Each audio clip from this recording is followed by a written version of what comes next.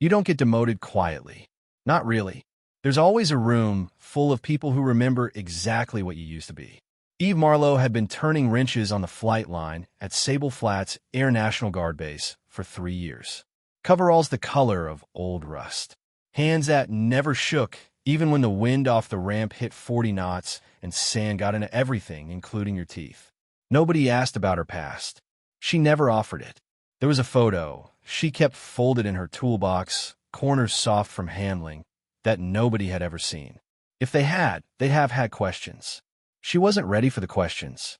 At 0400 that morning, before the sun even considered showing up, she was already under the belly of an A-10 with a headlamp and a torque wrench, humming something under her breath that sounded, if you listened closely, like an old formation brief. Nobody was listening closely. Not yet. The ramp smelled like it always did before dawn. Jet fuel and cold metal and the faint mineral tang of desert dust that never quite washed off your hands. Marlowe liked that smell. It was honest, which was more than she could say for most people she'd known in her old life. Somewhere down the flight line, an A-10's auxiliary power unit whined to life, a sound like a held breath finally released. She checked her watch and made a note in the maintenance log. Handwriting, so neat, it looked almost military. It was, in fact, exactly that. Before we start, drop a comment and tell me what state or country you're watching this from. Hit subscribe if stories like this get you right in the chest, and smash that like button. It genuinely helps this channel keep going. Now let's get into it. The new operations officer arrived that week like weather nobody had asked for. Major Reyes Holt, 29 years old, 3 combat tours, a jawline built for recruitment posters, and exactly 0 patience for anyone wearing a wrench instead of wings. You. Coveralls. He said the way some men say, "Hey you," to a dog they don't own. 6'2", fueled, and turning 40.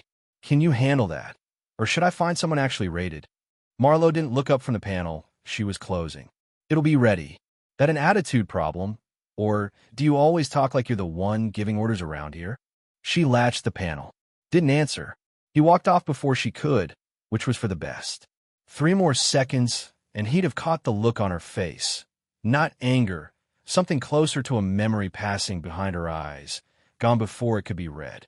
The crew chief working the next jet, Airman Priya Ruiz, caught it though. You know him? Ruiz asked quietly. No, Marlowe said, which was true. She'd never met Reyes Holt. She had, however, met 100 men exactly like him. Every single one of them had eventually needed her. Holt moved on down the flight line, barking similar instructions at 2 other crew chiefs who'd done nothing to deserve his tone either.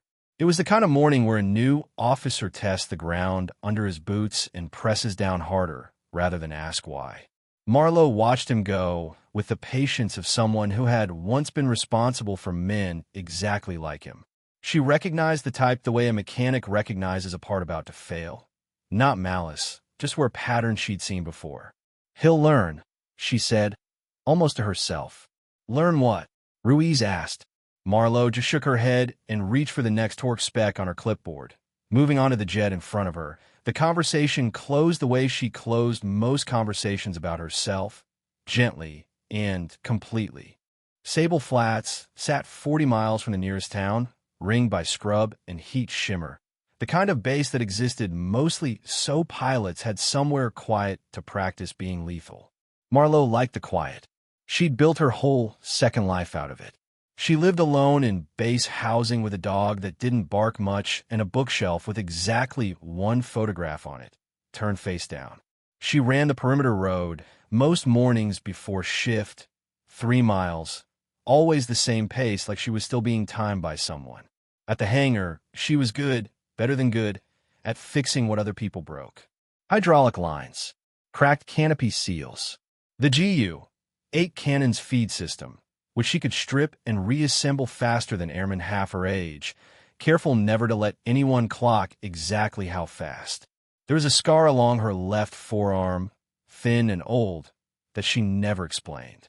When Ruiz asked once, half joking, if it was from a wrench slipping, Marlowe had just said something like that and changed the subject so smoothly Ruiz didn't notice she'd been redirected until an hour later.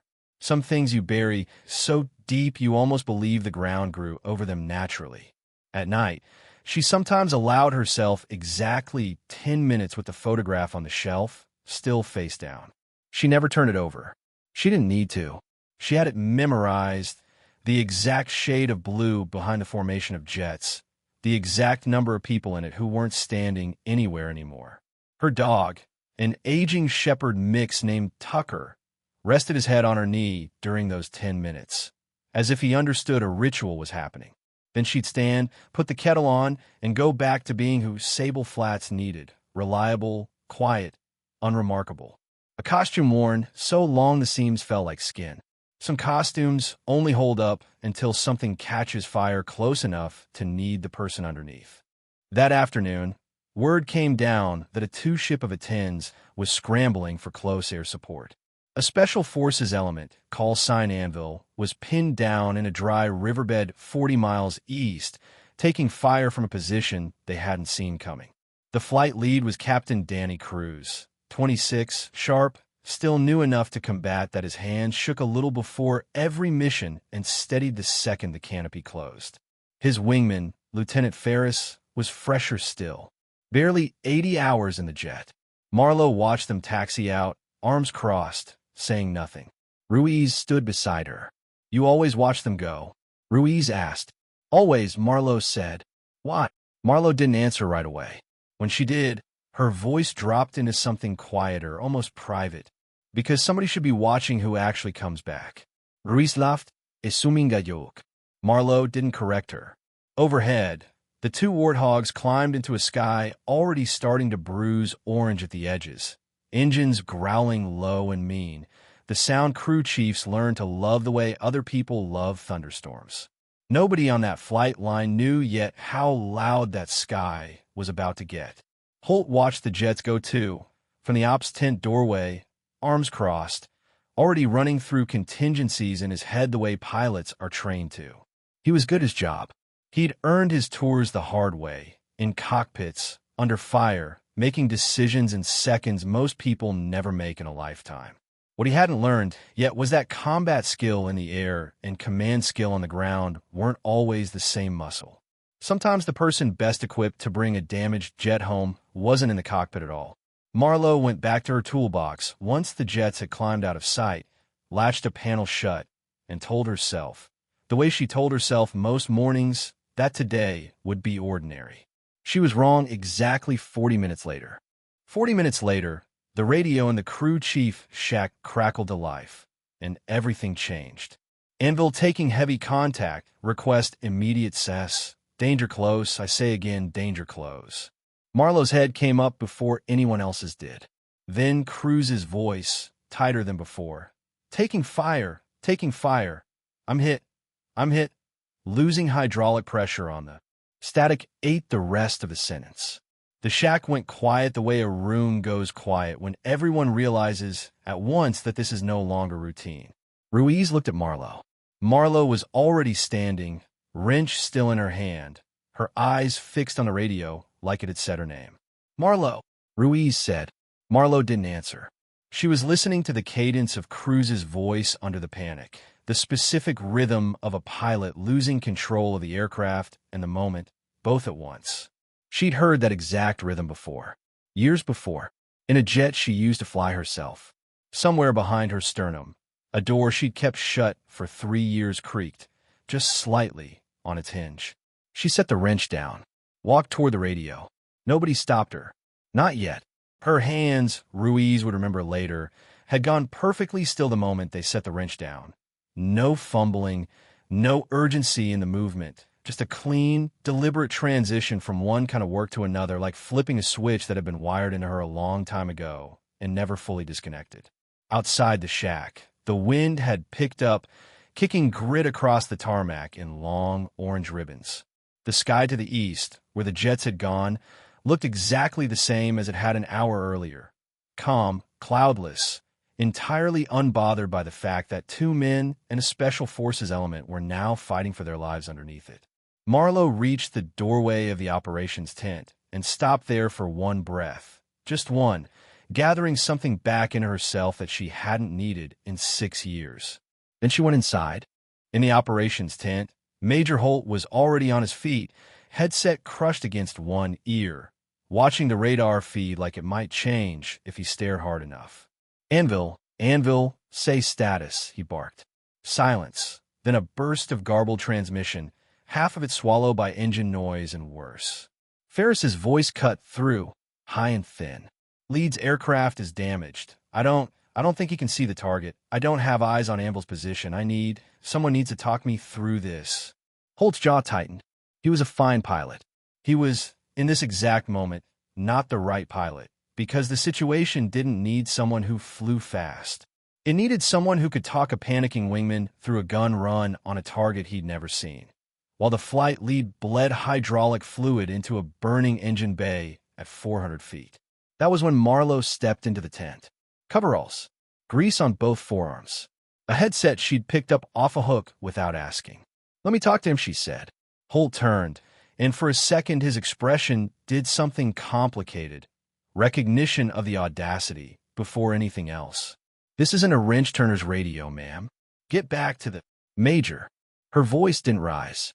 "Your wingman is about to kill someone. Let me talk to him." The tent had gone quiet the way rooms do when two people have a conversation everyone else pretends not to hear. Ruiz stood frozen near the entrance, watching Marlowe with an expression sliding from confusion into awe. Holt's eyes flicked to the radar screen, to the two blips crawling across it, one already trailing a faint smear the threat algorithm had flagged amber, a damage indicator nobody in that tent needed a computer to interpret. "You're a mechanic," he said, quieter than his first objection. "I'm a lot of things, Major," Marlowe said. "Right now, I'm the only one here who's talked a pilot through this before." Holt hesitated exactly 1 second too long to feel good about later. "You're not rated for this frequency." "I'm not asking for the frequency," Marlowe said. "I'm asking you to let me help before Ferris puts a 30mm round through his own flight, Leeds aircraft." Something in the way she said it, flat, exact, entirely without fear, made the tent go quieter than the radio traffic already had. Ruiz had followed her in, breathless. "Sir, she knows the jet better than anyone on this base. She strips the cannon feed blind. That's maintenance," Holt snapped. "This is combat." Marlowe looked at him then, and for the first time, something in her expression wasn't patient anymore. Not anger. Older than anger. Tired, the way people get tired of proving the same thing over and over to men who all sound alike. "Major," she said quietly, "I have flown more danger-close gun runs than you have log flight hours. Right now, you have 30 seconds to decide if your pride is worth Captain Cruz's life." The tent held its breath. Holt stared at her another half-second, and then, jaw working, shoved the headset toward her. "Talk," he said. "If this goes wrong, it's on you." "It already is," she said, and put the headset on. The moment the padded earpiece settled against her skull, something in her posture changed, subtle, but Ruiz caught it. Her spine straightened a fraction. Her breathing slowed into something measured. It was the physical signature of a person stepping back into a role she'd told herself, for 6 years, she would never wear again. Holt noticed it too, though he couldn't have named what he was seeing. He only knew the woman in front of him now looked nothing like the mechanic who'd walked in 30 seconds earlier. Outside, the wind dragged sand across the canvas walls, indifferent to the fact that somewhere above the desert, 2 men were running out of time. "Ferris, this is—" She paused, one beat, choosing a name that wasn't her own anymore. "This is flight line. I need you to breathe and confirm your altitude." Silence. Then, who is this? "Someone who's done this before." "Altitude." "Ferris." "Now." 200. "I've got Leeds aircraft in sight. He's trailing smoke. I can't get a solution on Anvil's position. The terrain's all wrong. I don't have the picture." "You have the picture," Marlowe said, calm as still water. "You just don't trust it yet. Give me smoke color on Leeds aircraft." "White. Thin. Getting thicker. Hydraulic, not fuel. That buys him time, not much." "Cruz, are you receiving?" A cough over the channel. Then Cruz's voice, strained but present. "Receiving. Barely got. Control authorities going. Losing the stick." Marlowe's hand, resting on the tent's radio table, went very still. She knew that voice. Not just the panic in it, the man underneath the panic. She'd heard it clear across 5 years, and a promotion board and a quiet forced retirement she'd never explained to anyone. And some part of her had never expected to hear it again, especially not like this, especially not shaking. "Cruz," she said, "look at your left instrument panel for me. Tell me what you see." There was a pause on the line that had nothing to do with the failing hydraulics at all. Marlowe kept her eyes fixed on a point past the canvas wall, the way she used it during every mission she'd ever coordinated. Holt was watching her instead of the radar now, arms crossed, saying nothing. Ruiz had gone still by the tent flap, tablet forgotten beneath the greater urgency of the traffic. "Copy," Cruz said finally, voice tight. "Pressure's dropping on the secondary gauge, too. That's not supposed to happen this fast." "It's not supposed to happen at all," Marlowe said, calm despite the words. "But it is, so we adapt. Stay with me." "Copy," Cruz said, breath ragged. Hydraulic pressures dropped to 0 on System 1. "Backup's holding, but it won't last. Control's getting mushy. I've got maybe 2-3 minutes before you lose the stick entirely," Marlowe finished. "I know. Listen to me. You're going to fly this like the backup system is the only one that ever existed. Forget System 1. It's dead. Don't fight it." "Copy. Who is this? You sound like." "Focus on the jet, Cruz." But something in his voice had shifted, gone quiet in a different way. The way people go quiet when a memory surfaces faster than they can stop it. In the tent, Holt was watching her now with narrowed eyes, arms crossed, no longer objecting, just listening to the exact cadence of her commands, clipped, specific, utterly without wasted words. It was the voice of someone who had said all of this before, many times, to people whose lives depended on hearing it correctly the first time. "Ferris," Marlowe continued, "I need your dive angle at 30 degrees, not 40. Your gun's ballistics won't clear the ridge line at 40. You'll walk rounds right into Anvil's position." "Copy, 30 degrees. Cruz, hold your smoke trail steady. Don't correct, let the jet drift. I need you level enough for Ferris to use you as a reference."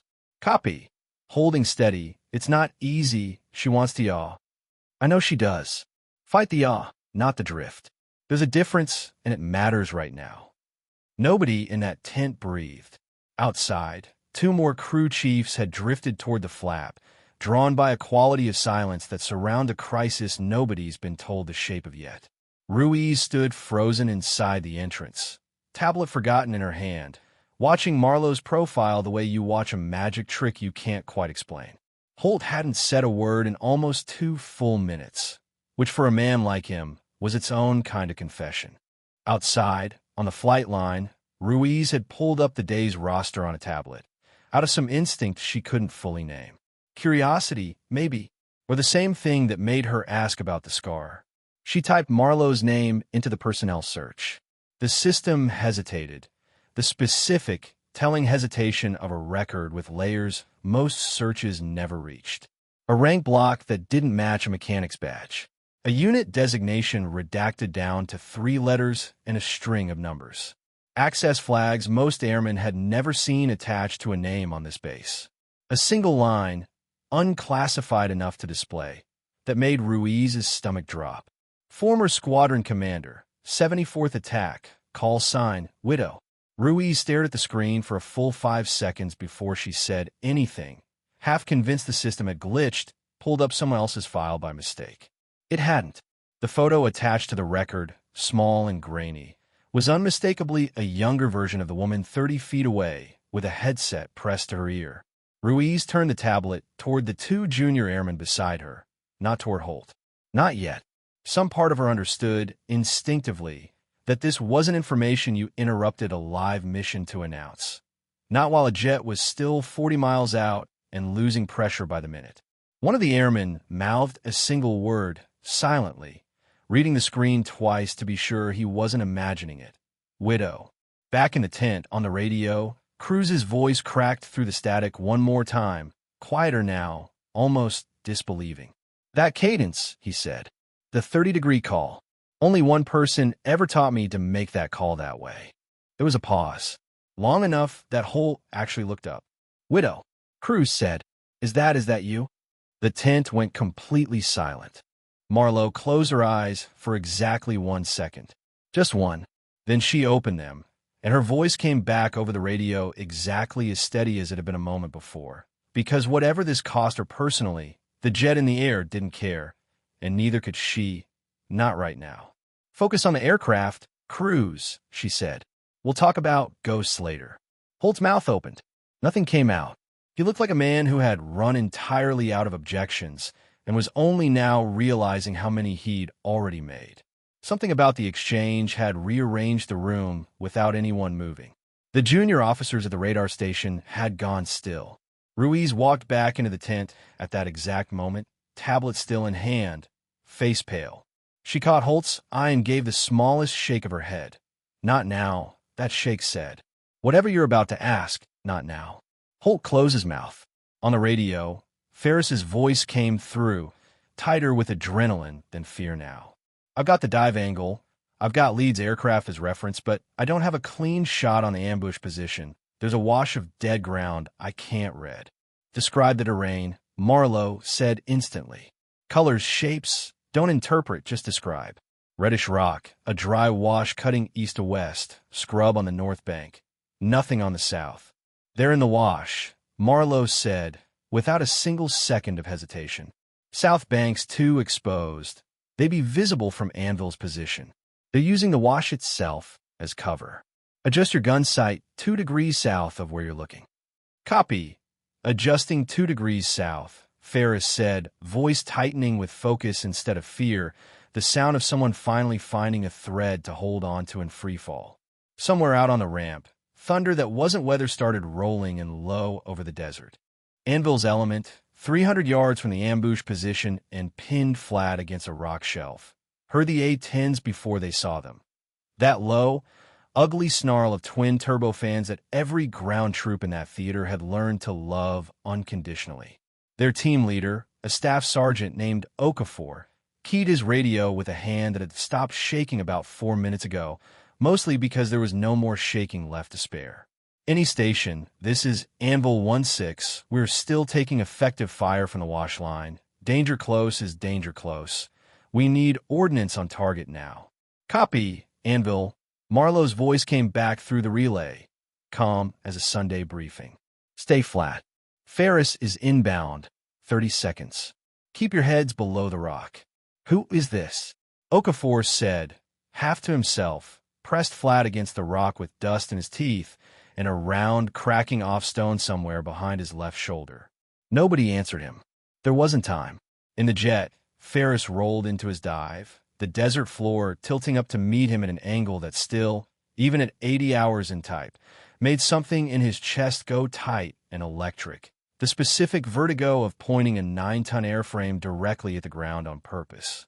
Wings level, Marlowe said in his ear, voice never rising above a briefing room register despite everything happening around it. Trust the picture. Squeeze, don't snatch. His finger found the trigger. His mind, for one clean second, went completely quiet, the exact quiet she'd talked him into without either of them naming it. The cannon spun up with a sound like the sky itself tearing, 30-millimeter rounds hammering the wash line in a burst that lasted less than 2 seconds and ended an ambush that had lasted 17 minutes.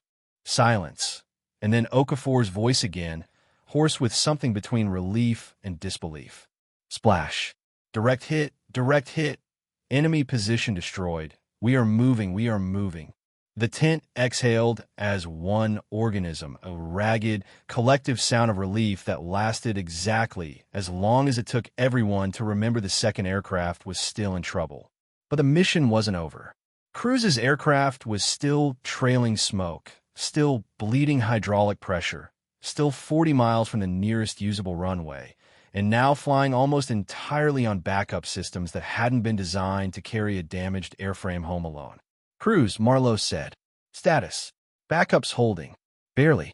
I've got maybe 15 minutes before it goes to, and then I've got a control stick that does whatever it wants. Copy. You're not landing on backup alone. We're going to talk through a manual reversion approach the second you're in range. You've done this before, Cruz said. It wasn't a question anymore. Marlowe didn't answer directly. Turn to heading 095. I'll walk you back. Trim for level. Don't fight the drift. Just keep her flying straight for now. Copy. Turning 095. Holt, standing 3 feet away, was staring at her now the way you stare at something you thought you understood completely and suddenly, uncomfortably, don't. Ruiz stood beside him, tablet still lit with the answer he hadn't asked for yet. Ma'am, he said, quiet enough that only she could hear it. Who are you? Marlowe didn't look at him. Her eyes were fixed on the radar blip, crawling slowly toward the base, trailing a thin smear of white smoke against the darkening screen. Someone who used to hand out the orders you're giving now, she said. Let me finish this first. The next 11 minutes were the longest of Reyes Holt's career, and he'd been shot at 3 times in 2 different countries. He watched a mechanic in oil streak coveralls talk a wounded pilot through a manual reversion approach with 0 hydraulics on one system and failing backup on the other, using vocabulary so precise it sounded rehearsed. Except nothing about her voice sounded rehearsed. It sounded lived in, worn smooth by repetition, the way a stair tread wears smooth from years of the same footstep. Trim for nose-low cruise. You're going to want to pull. Don't pull. The jet flies better than you trust it to right now. Copy. Christ, this is exactly like. I know what it's like. Fly the airplane. He went quiet, and in that quiet she could hear him doing exactly what she told him to, trusting the jet instead of fighting it. The specific discipline that took most pilots years to learn and some never learn at all.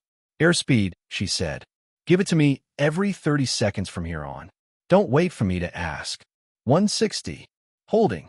Backup pressure's still dropping, slower now but dropping. That's the best news I've heard all day, Marlowe said, and meant it. Ruiz stood near the tent flap.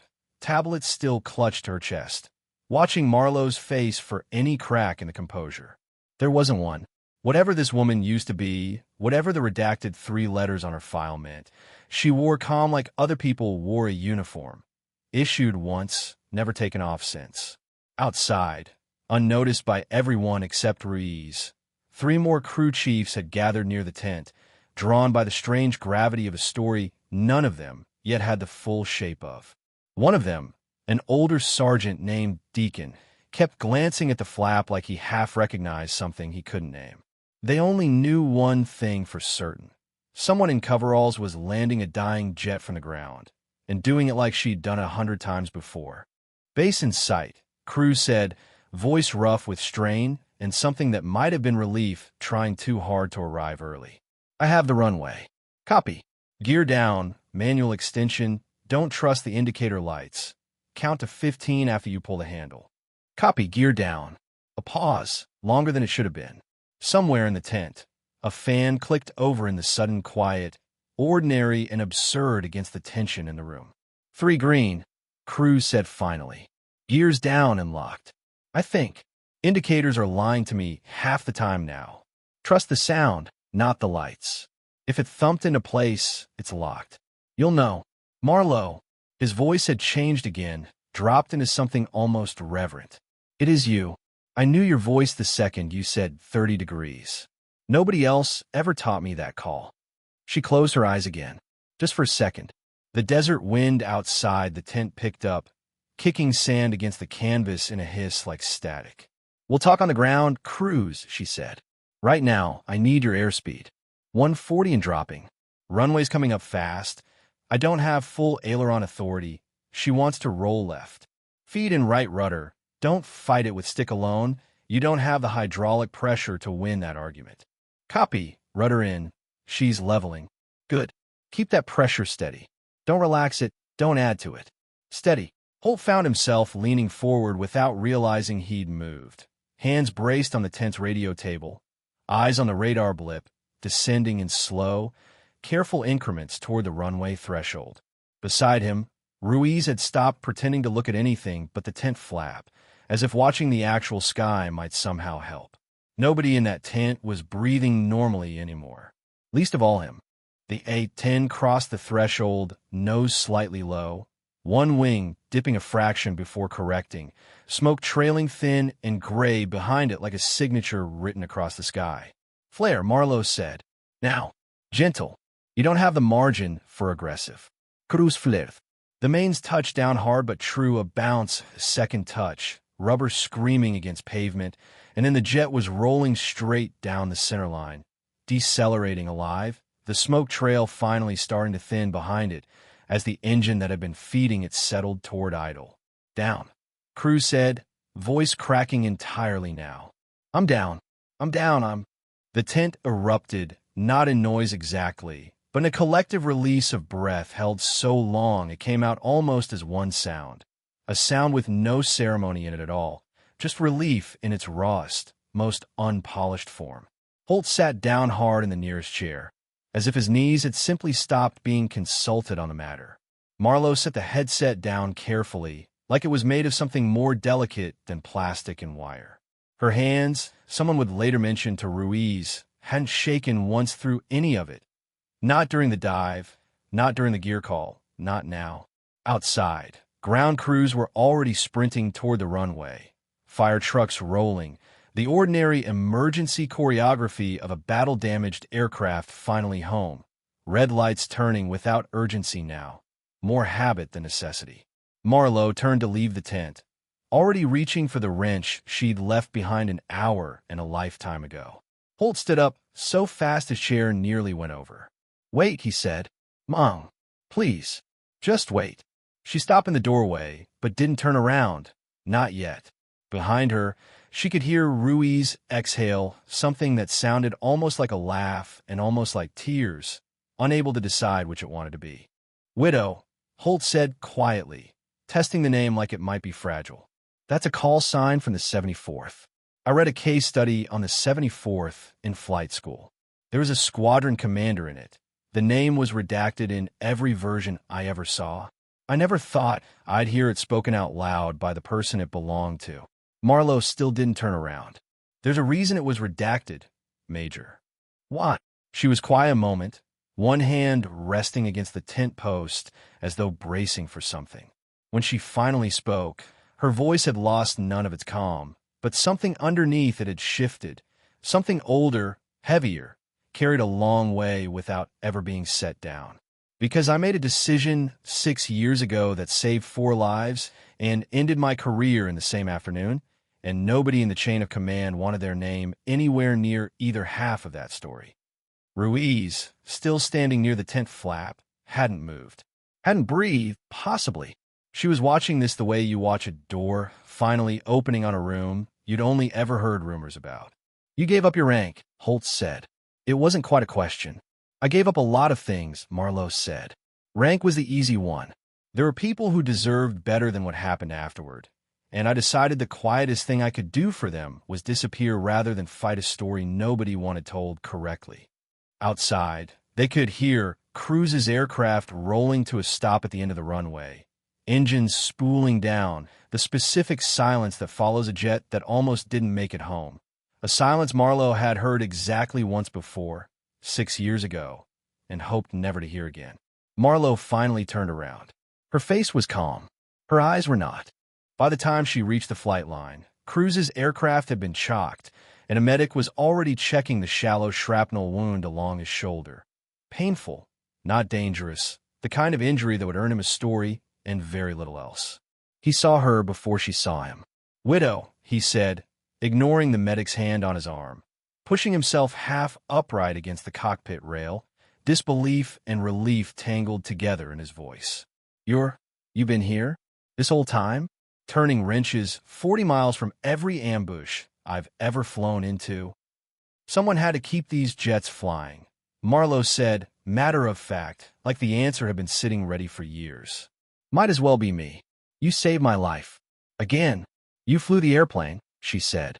I just talked. You always say that, Cruz said, wincing as the medic pressed gauze against his shoulder. You said it the last time, too. It wasn't true then either. Behind her, a small crowd had gathered. Crew chiefs, 2 other pilots, Ruiz, and finally Holt, moving slower than the rest, like a man recalculating an entire week in real time, watching a version of events rearrange itself in front of him he hadn't seen coming that morning. Ferris climbed down from his own jet on shaking legs, adrenaline finally catching up to him now that there was nothing left to fly.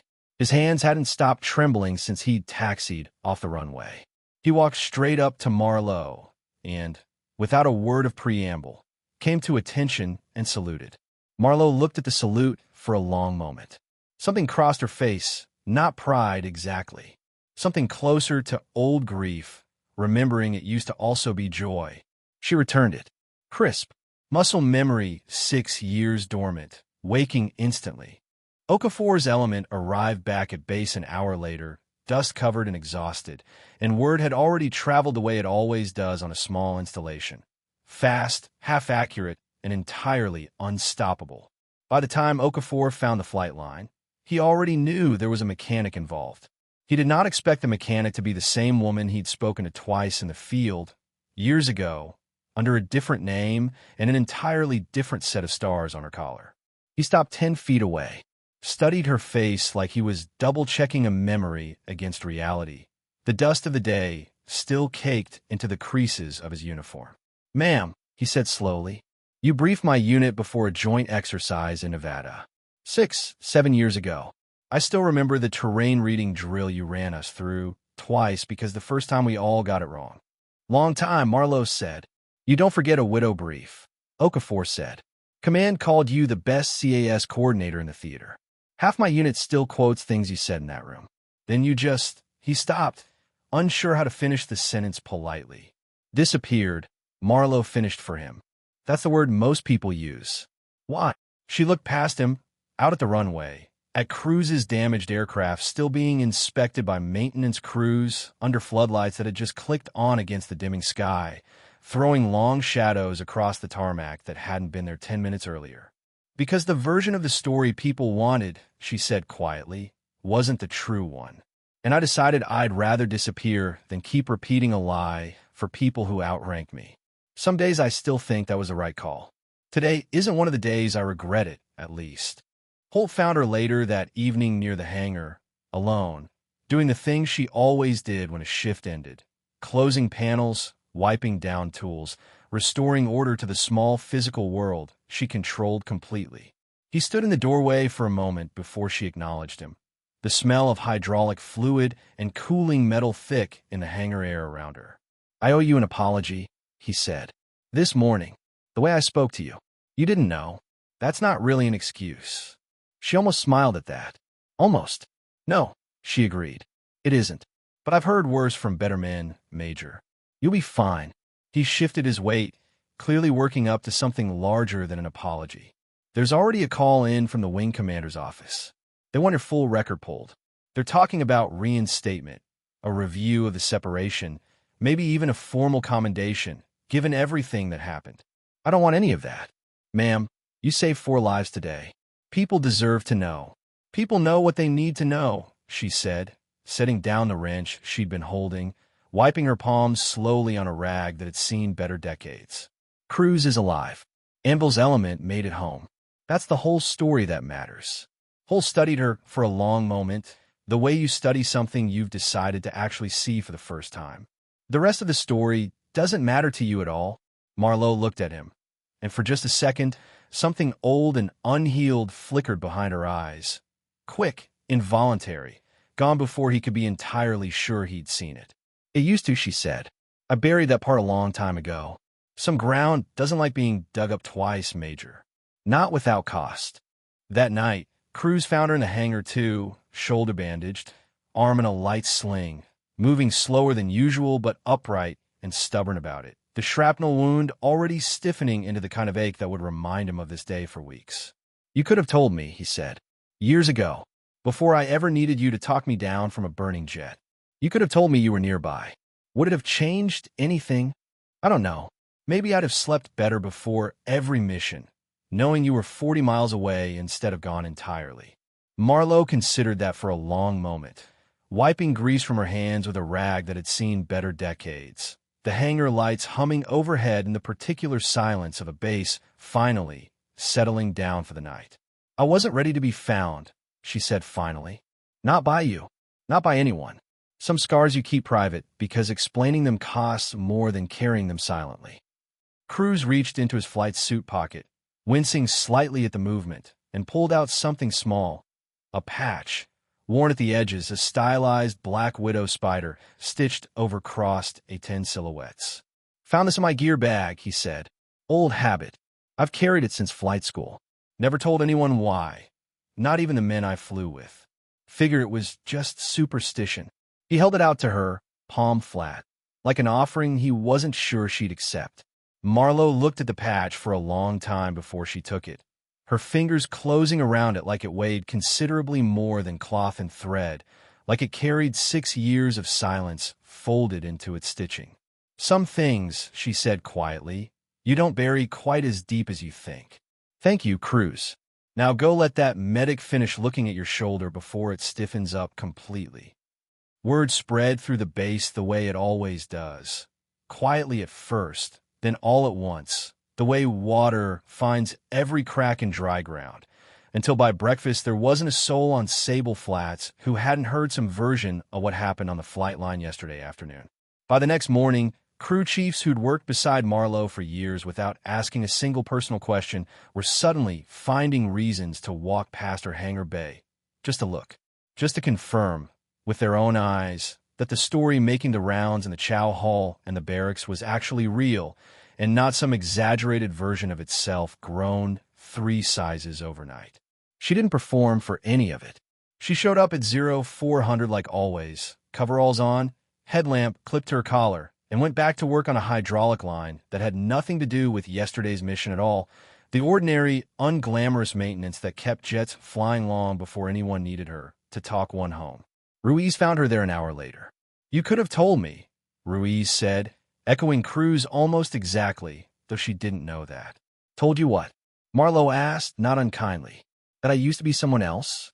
I'm not sure that would have made me a better mechanic. It would have made you a legend." Marlowe actually laughed at that. A short, real sound, rare enough that Ruiz would remember it for years, filed away next to a handful of other moments she suspected she'd tell people about decades from now. Legends get statues. Mechanics get jets that fly home. I know which one I'd rather be. Ruiz didn't have an answer for that. She just handed Marlowe the torque wrench she'd been reaching for, and the two of them worked in silence that, for the first time, felt like it meant something more than routine, the particular quiet between two people who've decided to trust each other completely. Holt requested a formal meeting with her 3 days later. Not an order, a request, which itself told her something had shifted permanently in how this base, and this man, understood who she actually was. "The wing commander wants to offer you a training billet," he said. "CAS coordination, tactiques instruction. Full reinstatement of rank, backdated benefits, the works. You'll be shaping how every pilot on this base flies a gun run for the next decade." Marlowe was quiet for a long moment, looking out the window of his office at the flight line beyond, where 2 A-10s sat being readied for an afternoon sortie, ordinary as breathing, indifferent to the fact that a decision was being made about her entire future 30 feet away. "And if I say no, then nobody makes you say yes," Holt said. I needed to ask. Properly this time. You deserve better than being told what you're going to do next." She appreciated that, more than she let her face show. "Let me think on it. Take whatever time you need. Nobody's going to rush you into anything. Not after yesterday." She stood to leave, then paused at the door, glancing back at him. The same young major who'd called her coveralls less than a week earlier, now standing a little straighter, a little quieter, a man who'd learned something about himself he hadn't planned on learning that morning, or maybe ever. "For what it's worth, Major," she said, "we didn't do badly out there. You made the right call in the end. Most people don't when their pride's on the line. That'll matter more than you think down the road." She left before he could figure out how to respond to that, boots echoing down the hallway. Already thinking about the hydraulic line she'd left half-finished today, everything changed.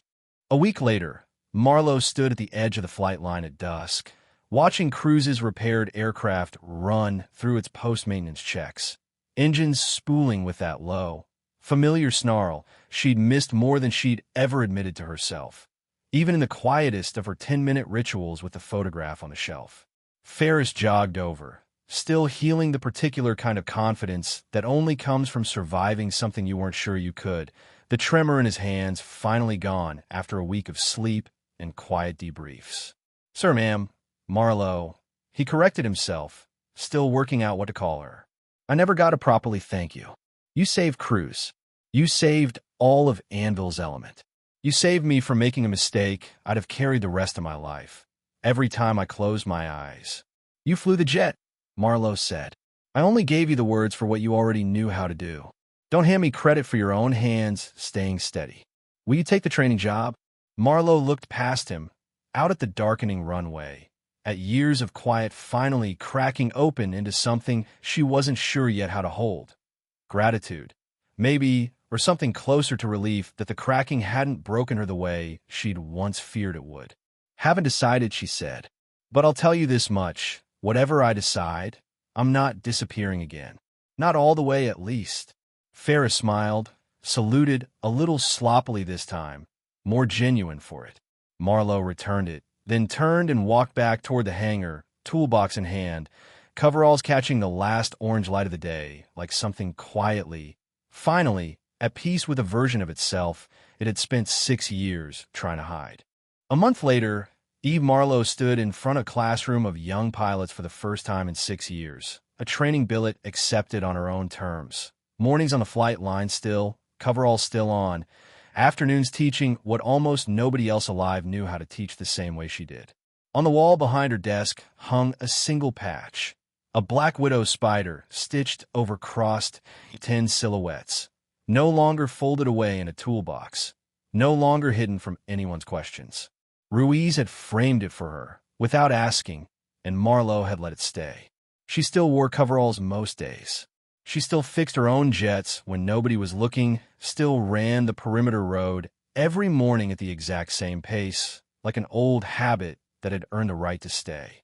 But when a young airman finally worked up the courage to ask about the scar on her forearm, she told him the truth this time. The whole story, no redactions, the way she'd once wished someone had trusted her enough to do for them, a long time ago, back when she still needed it most.